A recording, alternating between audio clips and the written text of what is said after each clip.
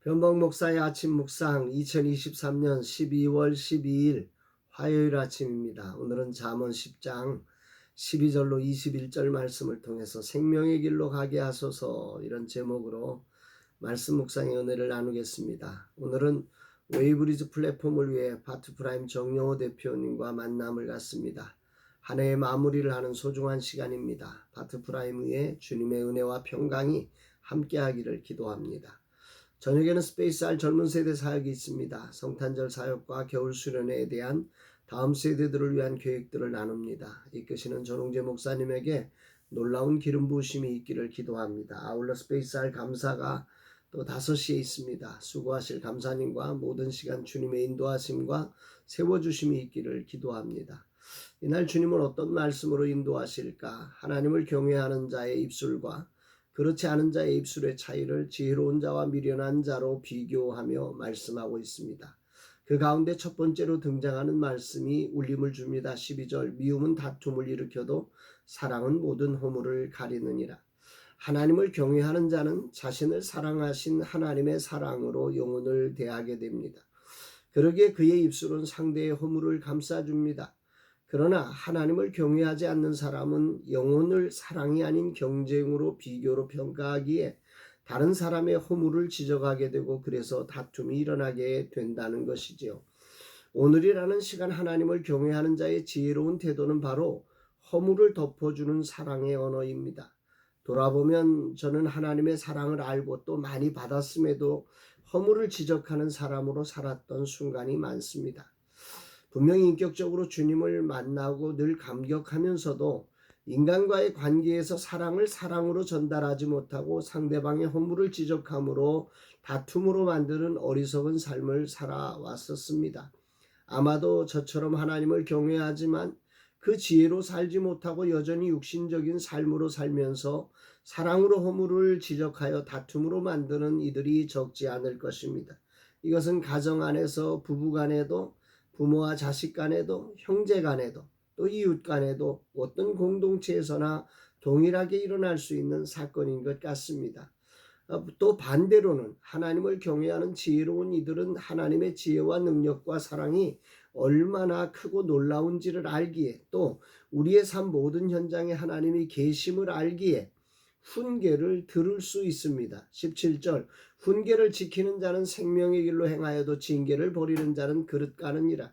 자신의 생각과 다른 훈계가 사람을 통해 들려질 때 겸손히 하나님의 크심 속에 이런 소리를 듣게 하시는 것임을 인정하며 훈계를 깊이 담아 지켜 생명의 길로 갈 수 있는 거지요.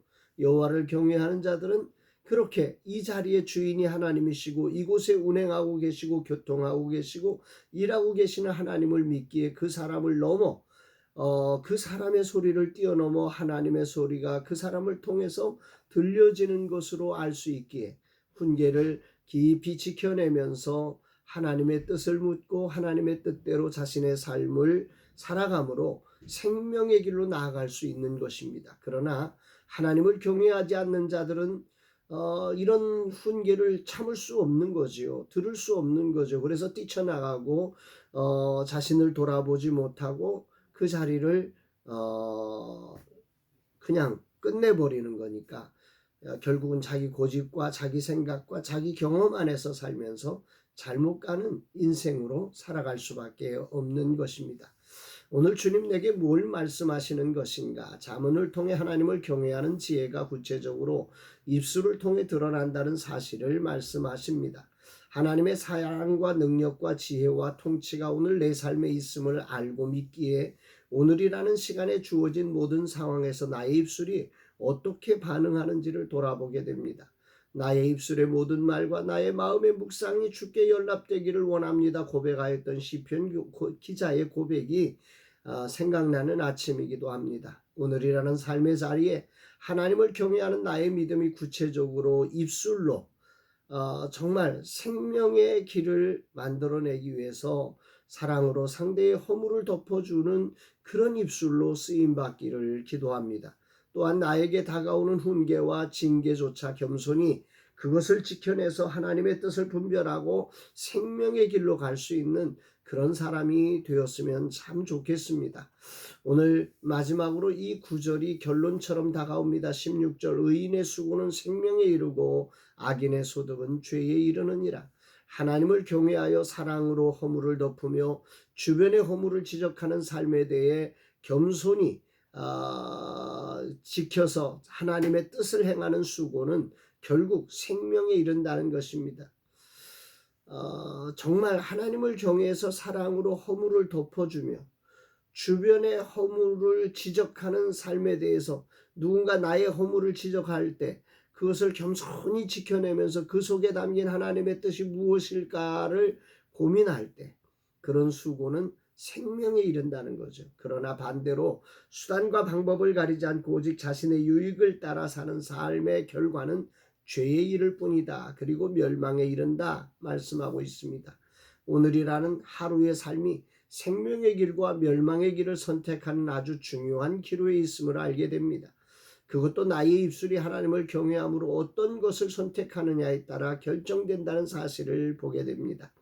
웨이브리지 플랫폼 개발회사와의 2023년 마지막 만남이 생명의 길이 되기를 기도합니다. 허물을 덮어주며 진심의 축복을 전할 수 있는 나의 입술이 되기를 간절히 기도합니다.